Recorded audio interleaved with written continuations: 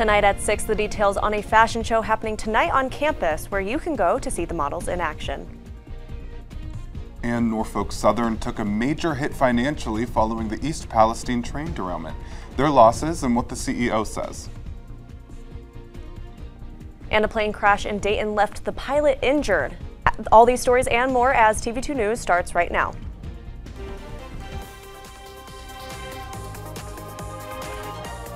This is TV2 News.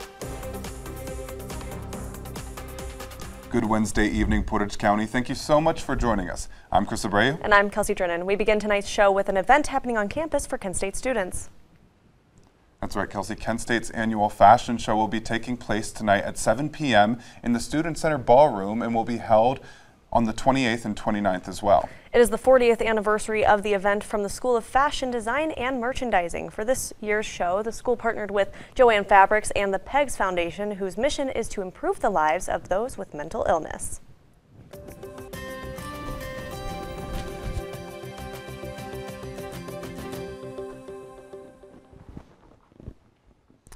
Good evening, everyone. I'm Aaron Houck, and this week's temperatures are unfortunately not going back into the 70s anytime soon. In fact, there's a lot of rain headed our way. Let's get started with the weather here in Kent for this evening. Currently in Kent, it is 52 degrees, feels like 49. Our dew point is at 26, winds are light, north at 9 miles per hour. Humidity this evening is at 34%, and visibility is at a clear 10 miles. Now let's go ahead and take a look at the forecast for tonight. Our low overnight is going to be right around 35 degrees with clear skies, persisting into the morning. Some beautiful morning sunshine we'll have. And winds will die down just a little bit east at 2 miles per hour, and your sunset this evening is at 8:16 p.m. For tomorrow, right around 6 a.m., clear skies, like I said, temperature will be cool at 35 degrees. The temperatures will slowly start to rise as we get some sunshine into our morning, bringing it up to 56 right around noon, and 62 with some clouds rolling into our area at 6 p.m. Today's weather was not that bad compared to some of the days that we've had in the past week. Like I said, coming up is more rain and cooler temperatures as spring continues. Up next, I'll give you the full breakdown on your 7-day forecast. So Aaron, as we head into spring, are you missing those warmer temperatures? It seems like we're seeing a lot of cold recently. Absolutely. You know, I really hate the inconsistency that this area gets this time of year. So one week we're up in the 70s and 80s, and then the next week we're 30s and 40s. We have frost warnings in the morning, and it's full of rain. Yeah, so I would really like some consistency. That's for sure. Northeast Ohio for you. It really is. It really is, unfortunately. But thank you so much, Aaron. Downtown Akron is beginning to reopen after last week when a grand jury decided to not indict the 8 officers involved in the death of Jalen Walker. Businesses had to board up and close their stores because of protests happening, leaving areas to look like a ghost town. Many stores are looking to get back to normal as the shutdown caused some stores to lose a substantial amount of business. A Mahoning County woman is now charged with the death of her almost 3-year-old son in Akron back in 2016. According to the Akron Municipal Court records. 33-year-old Amanda Bunner was arraigned earlier today and charged with murder. The medical examiner officer determined the son died due to blunt force trauma to the head, which was originally reported as self-inflicted, but now police think it happened differently. Police are continuing to look into the case. And Norfolk Southern announced their East Palestine train derailment back in February cost them $387 million, which dragged their profit down by a third. The February 3rd derailment caused massive evacuations and toxic chemical cleanup efforts. The company said they have committed $30.9 million to compensation for the community. On a call earlier today, CEO Alan Shaw repeated previous claims that the company will continue to put efforts to the East Palestine community and anyone else affected. This comes after a series of other confirmed derailments from the company. A pilot in Dayton has minor injuries Tuesday night after a home-built plane landed in a farm field and flipped on top of itself. According to a Federal Aviation Administration report, the crash was caused by engine issues. The pilot spoke to dispatchers telling them he tried to land the plane on the roadway. The pilot was the only one in the plane and was able to free himself from the cockpit with non-life-threatening injuries. And state lawmakers are looking to reconsider a measure that would stop those installing a tracking app or device, such as an AirTag, on a person or their property without consent. Senate Bill 100 would establish the use of tracking devices for menacing or stalking purposes as its own offense. This comes after nationwide reports of unwanted tracking because of AirTags. Apple designed this tracker to be pocket-sized for customers to easily find their belongings. And Governor Mike DeWine and First Lady DeWine spoke at the Ohio State House during Library Day. Today, the State House brought together over 300 public library directors, fiscal officers, trustees, and supporters to advocate for library funding. The Library Showcase will also provide a sampling of the in-demand programs and services offered at Ohio's public libraries. And when we come back, a decision on the U.S. debt ceiling draws near, and the parties are still at odds with each other over what to do. More on the current status ahead. And a new variant of COVID surfacing, what the new symptoms are, and how you can stay safe. Tomorrow's news leaders. Today's top stories. From an award-winning student newsroom. This is TV2 News, truly Portage County. It's World Immunization Week, which aims to promote protection against disease through vaccines. And if you're not up to date on your routine shots, now's a good time to catch back up. In today's Health Minute, Mandy Gaither has more on some specific vaccines to consider depending on your age.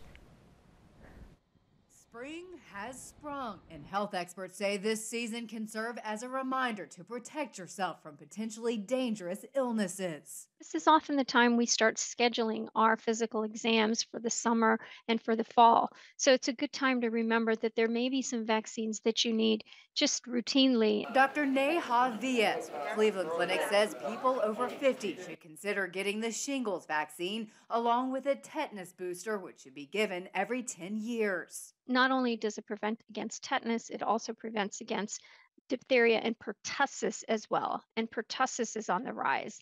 For those over 65 and others who have a medical condition that puts them at higher risk, Via says to consider getting a pneumonia vaccine. The protection is not lifelong and that you may need a booster. For preteens and teens who weren't already vaccinated as children, Via says this group may need vaccines to help protect against hepatitis A and B. She also suggests protecting against meningococcal A and B and getting the vaccine that protects against the human papillomavirus, which guards against some types of future cancers. The immune response is much better when children are younger, so it's important to vaccinate in as young as you can so that we can have potentially immunity throughout their life. For Health Minute, I'm Mandy Gaither.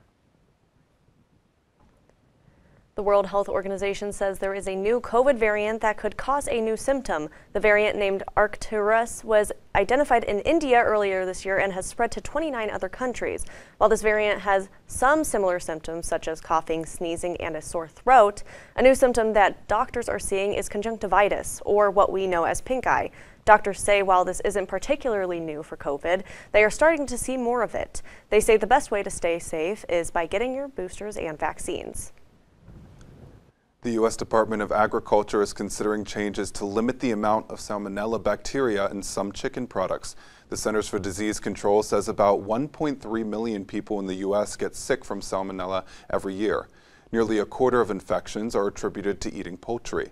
The new rule would declare Salmonella an adulterant, a substance that ends up in a product when it's being made or that is an unlisted ingredient. The proposed rule will be open for public comment for the next 60 days.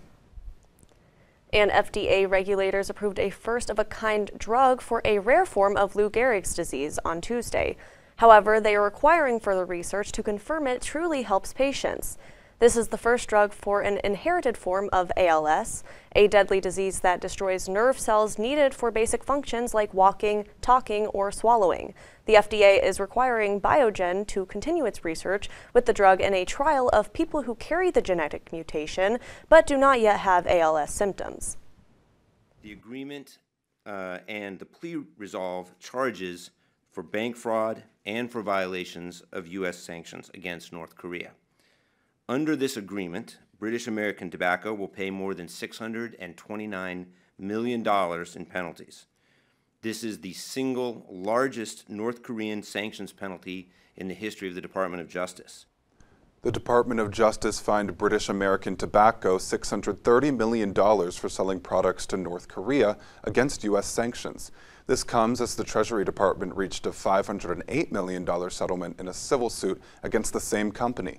Federal authorities say North Korea often funds its military by selling counterfeit cigarettes overseas.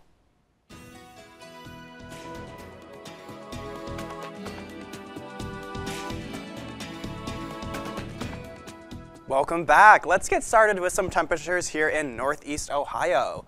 Up on the water in Sandusky, 48 degrees, 47 in Cleveland, and 48 in Ashtabula. 53 a little bit farther south in Mansfield, 54 in Worcester, 52 here in Kent, 55 in Canton, and 54 in Youngstown.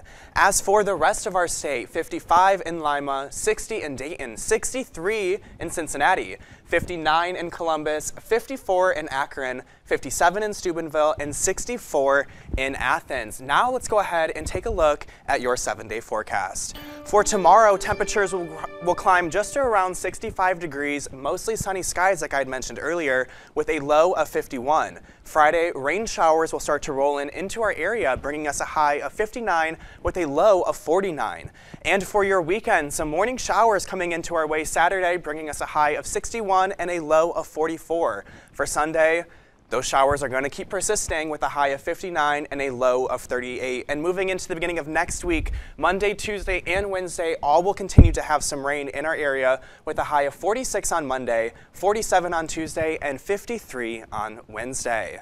Coming up, we will take a look at the rest of the weather. Well, let me tell you, Aaron, all the rain I see on that 7-day graphic right there is not looking too pretty for me. No, I'm just really upset about it. Absolutely not. And like I had mentioned, it just continues to pour and be inconsistent. Yeah, well, I'm hoping for the end of the semester, maybe we'll get some nice sunny days. Yeah, maybe for graduation, finals, all of that. It would be really nice if we could end. Well, thank you, Aaron. Walt Disney Parks and Resorts is suing Florida Governor Ron DeSantis and the board he appointed to oversee Disney's special taxing district. Disney says DeSantis weaponized his political power to punish them for exercising their right to free speech. This lawsuit was filed minutes after DeSantis' board voted to nullify an agreement between Disney and the previous board in February. There are 1.5 trillion reasons to keep a close eye on Capitol Hill this week. House Speaker Kevin McCarthy got the votes to raise the debt ceiling by $1.5 trillion and avoid a U.S. debt default. The government has never defaulted before. Emily Schmidt reports from Washington on the complex path to this result. Speaker McCarthy, do you have the votes? Do you have the votes to pass this? House Speaker Kevin McCarthy walking yet avoiding talking details on whether he has the 218 votes he needs to raise the debt ceiling, with a razor-thin majority and divergent interests. Iowa House Republicans oppose a provision repealing ethanol subsidies. Florida Republican Representative Matt Gaetz wants stricter work requirements for Medicaid recipients. I'm working to make sure that those cuts aren't aspirational. McCarthy had vowed he would not change his plan for a one-year debt limit increase and deep spending cuts. Yet with an expected vote this week, here's how he answered when asked if he would change the bill. I will let you know. No, I think I'd be quoting Donald Trump, but even Donald Trump said, I can't imagine anyone ever thinking of using the debt ceiling as a negotiating wedge. The White House said in a statement, House Republicans must address the debt limit without demands and conditions. If presented with the act as it stands now, the president vows to veto it. It might as well be called the Default on America Act, because that's exactly what it is. DOA. Senate Republicans chose a different abbreviation. The White House is totally MIA. The Congressional Budget Office estimated Tuesday McCarthy's debt limit plan would save $4.8 trillion over the next decade. In Washington, I'm Emily Schmidt reporting.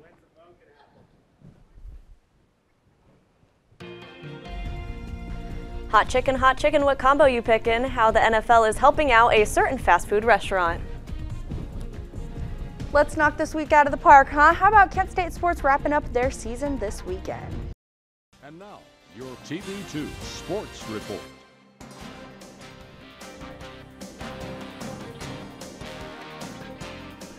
Welcome back. Some of the future stars of the NFL stepped away from the gridiron to help out a fast food restaurant in Missouri. The presumptive #1 pick for the 2023 NFL Draft, University of Alabama quarterback Bryce Young, took orders at a Raising Cane's in Kansas City last week. Other NFL prospects, including University of Texas at Austin's running back Bijan Robinson and Ohio State quarterback C.J. Stroud, picked up shifts at the restaurant as well. The projected first-round picks worked the drive-thru and front counter while they signed autographs and talked with football fans. It's pretty crazy. Like, I mean, love that for them. Are you a fan of Cane's? I am. Are you? Yeah, I usually eat Cane's under like cover of darkness, though, when I'm like at my darkest, you know. Della, what do you think? I really love the whole Canes thing. They do it with the MLB too. Like my favorite baseball team, the Astros, one of their players have worked at the Canes before, so it's pretty fun. Cool. Well, what do you got for KSU sports? Yeah, let's dive right in. Hello and happy Wednesday, Portage County. We are going to talk all things Diamond at Kent State right now. So we're going to start off at the plate, Kent State baseball. They are racing up to Ohio State this evening, kicking up a 4-game homestand. The Flashes have proved that they are an offensive powerhouse from Michael McNamara, who has the most homers on the team, along with Aiden Longwell batting .340, along with his delivery of 53 strikeouts on the season. Something else to note is that the Flashes will debut their Tree City uniforms in warm-up nodding to minor and Major League Baseball's City Connect series, so that'll be really, really fun, and we will look in and get a live scoring update from the Kent State baseball team. We're having a little bit of technical difficulties there, but I know the last time I checked the score, they were leading like 4-0, so hopefully they'll keep that energy going. And speaking of energy, we'll shift it now to the softball field as the Kent State softball team took a 4-2 win over Buffalo in an absolute pitching master class. Freshman Macy Ireland dished out a career high of 14 strikeouts, pitching a complete game and only allowing 3 hits. Yeah, you heard that right. Ireland was backed by an offense highlighted through the bat of Bree Despines, who had 2 runs and 2 RBIs off of just 2 hits. Game 2 of the series was a close one, but the ladies pulled out a 4-3 win, looking for a sweep in the doubleheader that is finishing up right now. And now the team I'd say everybody is talking about on campus, coming off a really powerful weekend, the Kent State women's lacrosse team. They're facing off against Detroit Mercy right now as well, and then they will return home this weekend to finish up the regular season. The team is tied with Central Michigan for first in the MAC right now with a 5-1 record in conference play.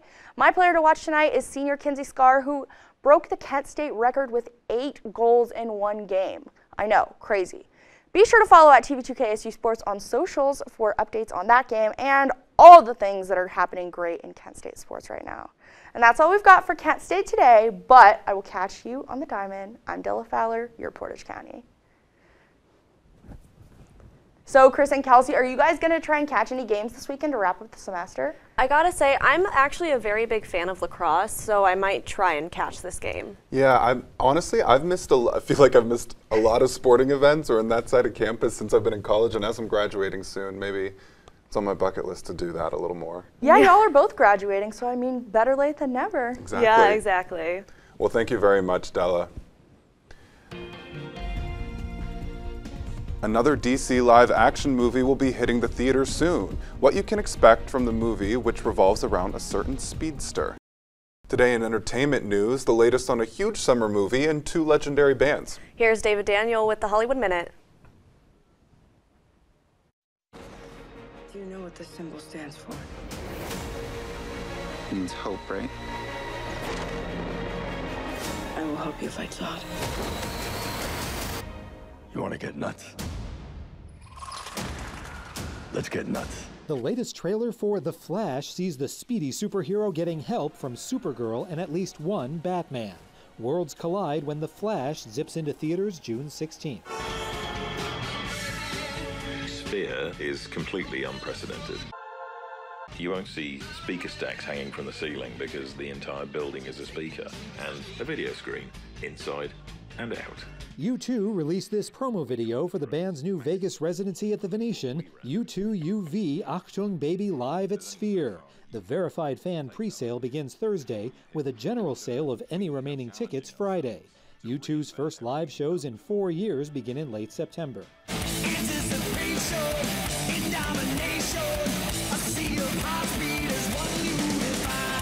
All All 12 songs on Metallica's new album 72 Seasons feature American Sign Language interpreters, going beyond the lyrics to convey the emotion of the music, as Joanne Benfield demonstrates here on Lux Eterna.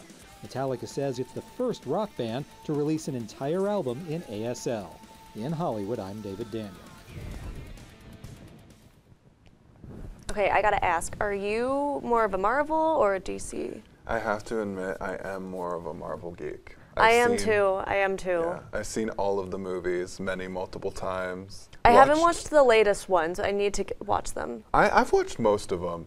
It's kind of hard to keep up with now because, like, you know, I'm an adult. Yeah, and I have like responsibilities. Yeah, because that's first Iron Man came out when we were what, like 10 maybe? I think so. I'm not sure. It's crazy, but I mean, what's your favorite superhero? My favorite? It's probably. That's hard. I really like Spider-Man. I know that's basic. I do too. I know it's, but like, if you love Spider-Man, you love Spider-Man. You know what I mean? Yeah, it's always a good story. It never fails. Exactly. But anyways, that is all the time we have for right now. For updates on these stories, visit KentWired.com and follow us on social media at KentWired. I've been Chris Abreu. And I'm Kelsey Drennen, but don't go away for too long. Our 6:30 edition starts momentarily.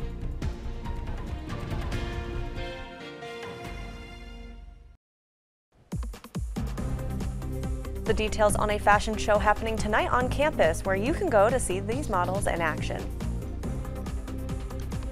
And Norfolk Southern took a major hit financially following the East Palestine train derailment. Their losses and what the CEO says. And a plane crash in Dayton left the pilot injured. All these stories and more as TV2 News starts right now.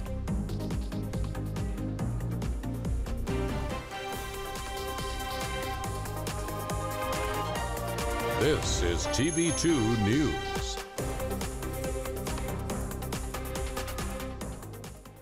Good Wednesday evening, Portage County, and thank you so much for joining us for our last newscast of the semester. I'm Chris Abreu. And I'm Kelsey Drennen. We have more on an event happening on campus for Kent State students.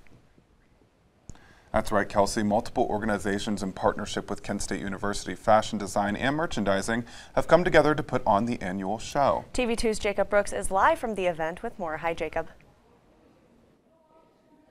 Hi, Chris and Kelsey. So I'm in the ballroom on the second floor of the Student Center where in about 30 minutes the 40th annual fashion show will begin. It's actually the 40th year of the fashion school, and people are just starting to walk in right now. And right behind me is the stage where some of the people will be modeling tonight. And, you know, Kent's Fashion School, it's kind of a big deal. It's one of the top 10 in the U.S. and top 25 in the world.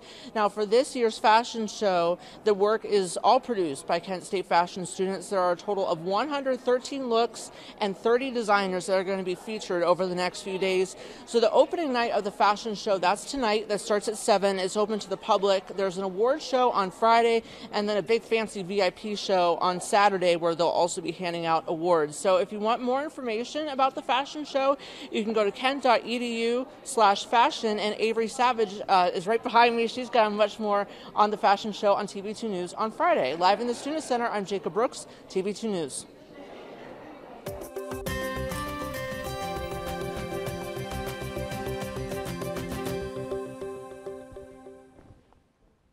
Good evening, everyone. This week's temperatures are unfortunately not going back into the 70s anytime soon. In fact, there's a lot of rain headed our way. Let's get started with the weather here in Kent for this evening.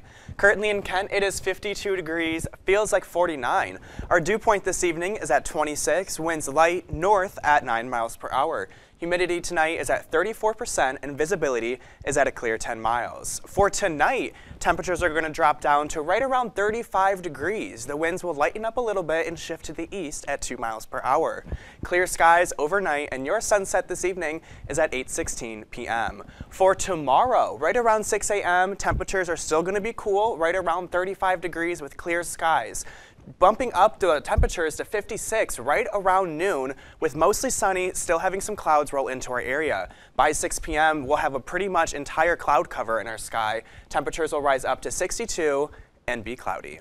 Coming up, we will show you the rest of the weather for this week's forecast. But first, let's go ahead and talk about these temperatures in our area.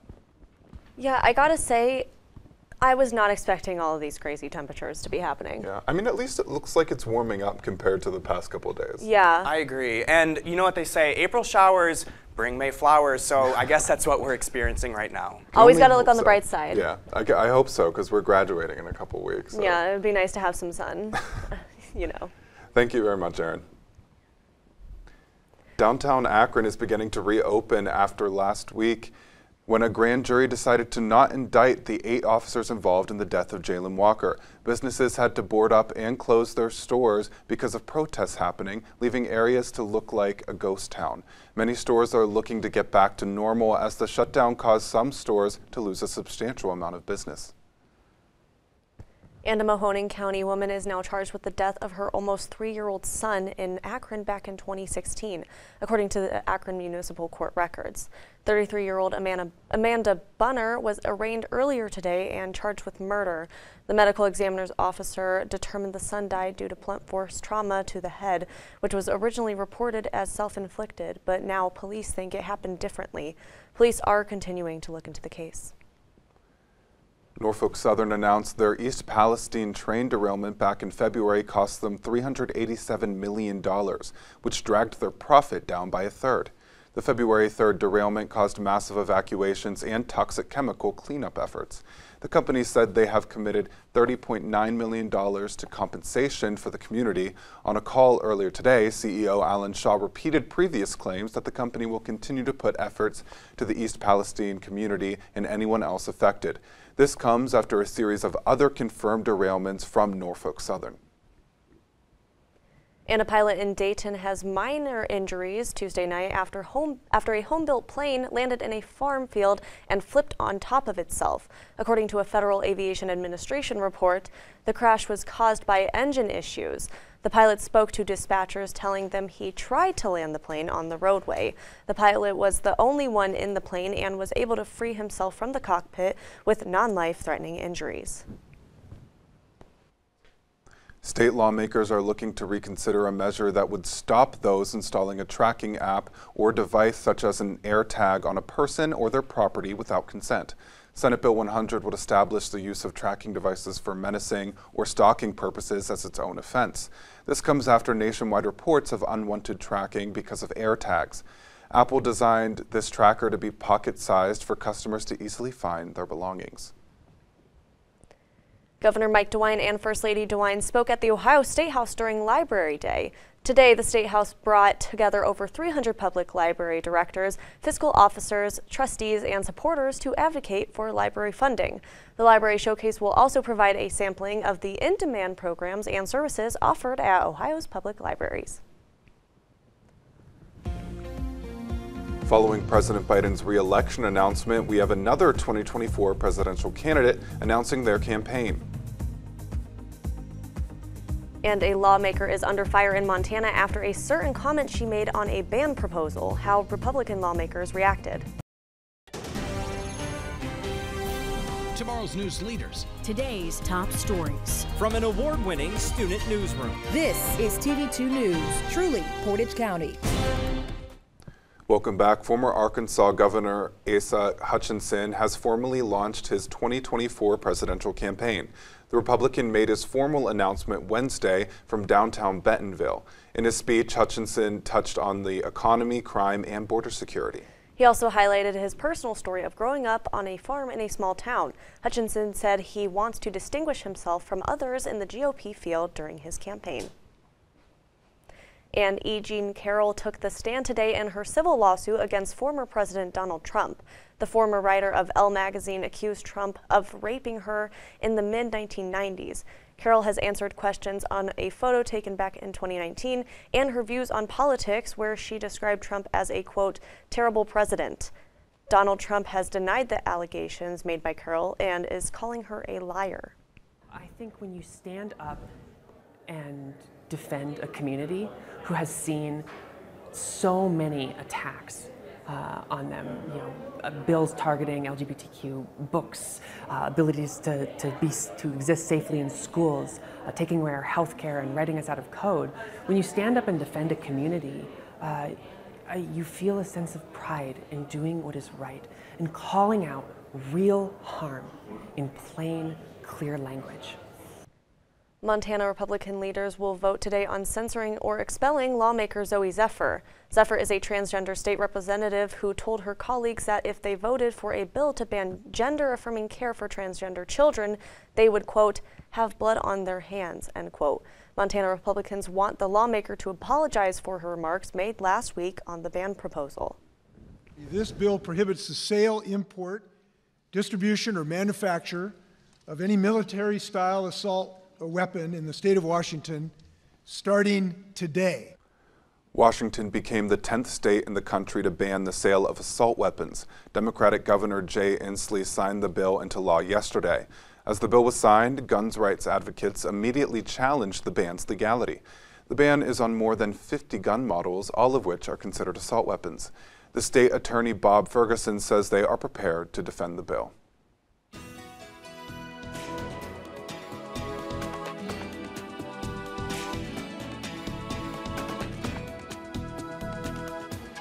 Welcome back. Let's get started with some temperatures here in Northeast Ohio.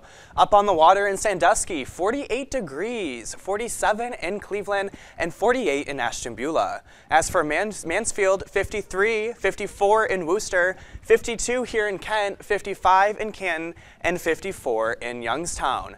As for the rest of our state, temperatures statewide have been pretty chilly like we've been mentioning. 55 in Lima, 60 in Dayton, and 63 in Cincinnati. 59 in Columbus, 64 in Athens, 57 in Steubenville, and 54 in Akron. And for your 7-day forecast, tomorrow temperatures are going to be right around 65 degrees, mostly sunny skies. Our low will be 51. For Friday, rain showers will start to roll into our area and persist for the rest of the week, unfortunately. Your high on Friday is going to be 59 with a low of 49.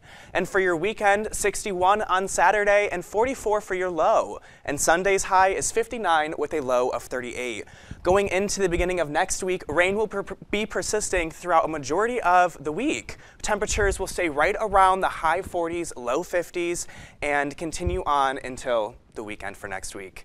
That is all for your evening weather report. Stay up to date on all news and weather events at kentwired.com. I'm Aaron Houck. Thanks, Aaron. The ISIS-K leader behind the 2021 suicide bombing at the Kabul International Airport was killed by the Taliban, according to the National Security Council. The council did not release his name, but called him, quote, the mastermind behind the vicious attack. The bombing left 13 U.S. service members and more than 170 Afghans dead. General Eric Kurilla of the U.S. military says the terror group is still planning terror attacks abroad, including the U.S., and it is difficult to see the full scope of threats since the U.S. withdrew resources from the region. And President Biden and South Korea's president announced a key new agreement at the White House today. This looks to deter North Korean aggression, including a new U.S. commitment to deploy a nuclear-armed submarine in South Korea. During the press conference, Biden issued a warning to North Korea's president that, quote, a nuclear attack by North Korea against the United States or its allies and partners is unacceptable and will result in the end of whatever regime were to take such an action, end quote. The U.S. and Philippines conducted a joint practice military operation today in the South China Sea. The exercise had them fire upon a mock enemy warship using both countries' fighter jets and aircrafts. The exercises include over 17,600 military personnel and will conclude on April 28th, making it the largest mock operation conducted between two treaty allies ever. And this military display in Asia comes after increased tensions between China and the U.S. In the mood for some fried chicken and football? Well, if you were in Montana, then you got a chance to see these certain star players. The Guardians are starting what some say is a young Shane Bieber on the mound today. Find out what they did coming up in sports. And now, your TV2 Sports Report.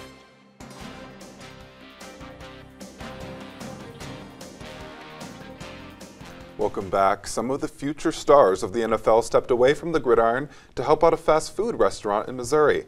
The presumptive #1 pick for the 2023 NFL Draft, University of Alabama quarterback Bryce Young, took orders at a Raising Cane's in Kansas City last night.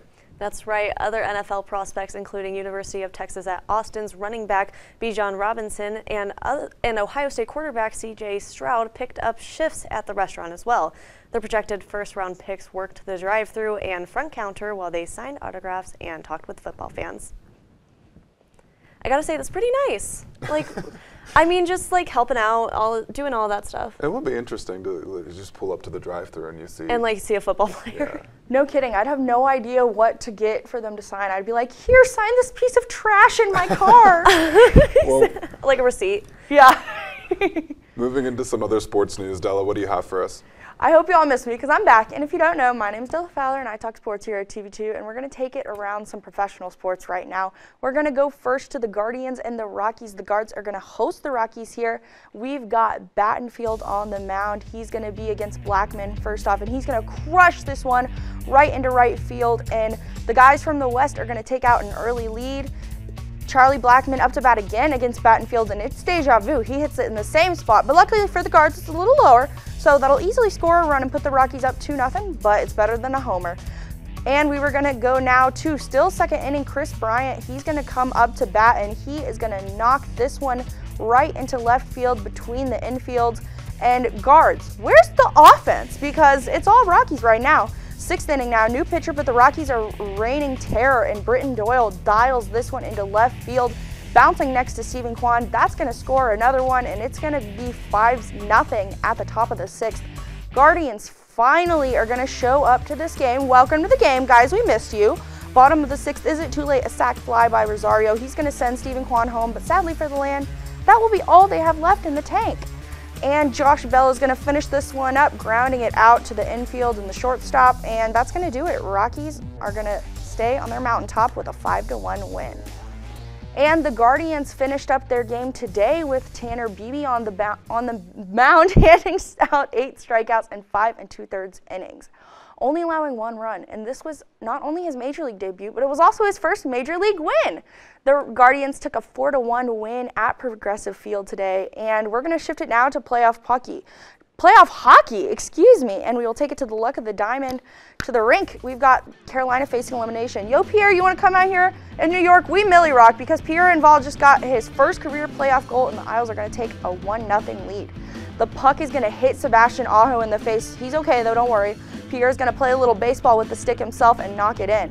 Isles are going to take a 2-0 lead coming up here as we only have so much time to play now, but never count on a D-man. On the feed from Chatfield, Paul Stansny, he's going to tip in the goal, and the crowd is going to go insane. This is a 1-goal game, 4-4 now with the Island, and who would love another one?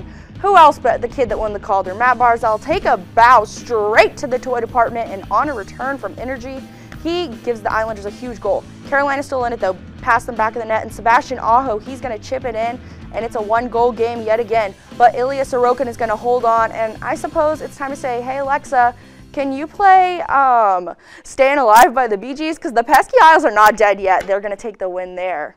So Della, what do you have to say about the playoffs so far? Playoff hockey is so much fun. It's so electric. I love making my friends watch it with me that aren't really sports fans, because every game has a fight or a big goal, or, you know, you never know what you're going to get in playoff hockey. So I've really enjoyed it so far. Well, thank you, Della. It seems that Kelsey and I will have to find some time to go watch the playoffs. Absolutely. Coming up, both Kelsey and I will be saying goodbye to TV2. Along with our producer, Baylee Sweitzer, we'll be saying our final farewells. Welcome back, everybody. It is time to get a little sappy because it is mine and a few others' last newscast ever with TV2, as we will be graduating in May. I wanted to start this by going to the beginning of my journey here back in 2019. I originally joined as a freshman biotechnology major since my best friend, Maddie Haberberger, convinced me to do so. I quickly realized that I was not enjoying my major that much, but what I did here with a group of incredibly hardworking people every day was the highlight of my days regularly. I switched to journalism and quickly excelled here. I got to be a reporter, an anchor, producer, executive producer, and even news director at some point. And it was from this I was able to make it to my job after graduation with WKYC in Cleveland as a producer. And I want to say thank you to Maddie Haberberger, Connor Steffen, Rachel Gross, Kyle Miller, and any other graduated senior who helped me so much.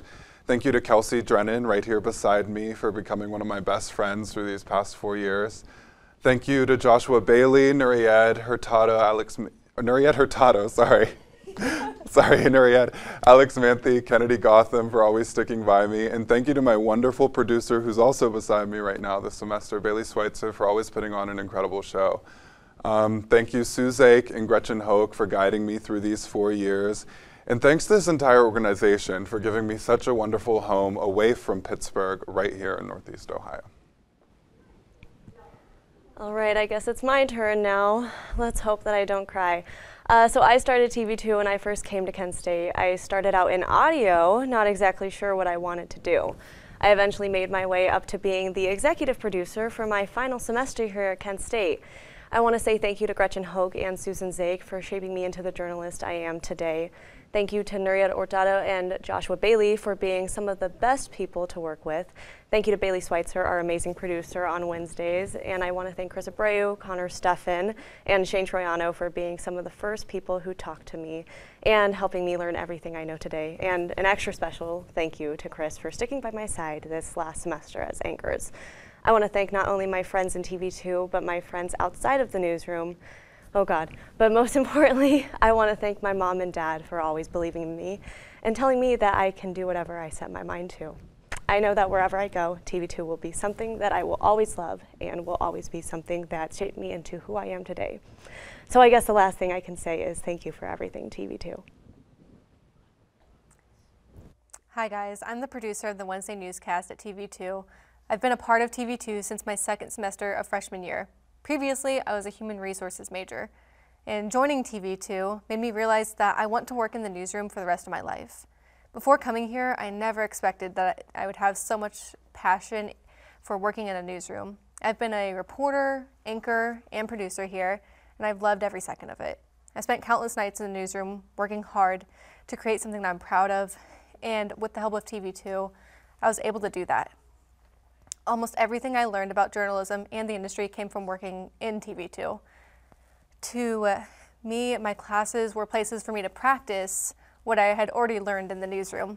Although TV2 is a broadcast news station, I'm actually a photojournalist at heart.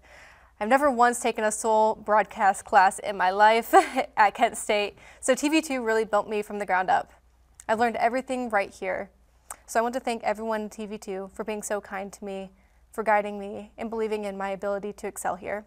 Because of them, they all believed in me, and I started to believe in myself too. And thank you so much. Guys, it's been crazy. Like really crazy. It's been crazy. It doesn't feel quite real. Like definitely when I came to college, I was like, 2023 is not a year that exists. No, no, exactly. And like all of a sudden I was like, oh crap, like I'm graduating. Yeah, I know. I don't want to talk too much or I'll start crying, but I also did want to say thank you to my mom and dad. Sorry, Mom and Dad. I know you're watching. Sorry about that. Unfortunately, I am already crying, so. Yeah, I mean, I started tearing up a little bit, but I'm trying to stay strong because I hate crying on camera. Well, congratulations to both of you guys. Yeah, as well. congratulations to you too. Congratulations to all of us. Yeah. We've really, I mean, done a lot. Like, we've been here for so long. You know what I mean? Yeah, and we're all very heavily involved, and I think we got a lot out of it. So. Yeah. It feels weird to finally be leaving. No, it really does. I don't know what it's going to be left for me after like these 4 years, because every single week I've always come into TV2. Yeah. So like, what's a week look like without going to TV2? I don't know. I don't know, but you'll find out, and I'm sure you'll do great. Yeah. That is all the time we have for you today. Thank you so much for joining us. For updates on all these stories and more, visit KentWired.com and follow us on social media on all platforms at Kent Wired. I'm Kelsey Drennen. I'm Chris Abreu. And I've been Baylee Sweitzer. Have a great night, Portage County.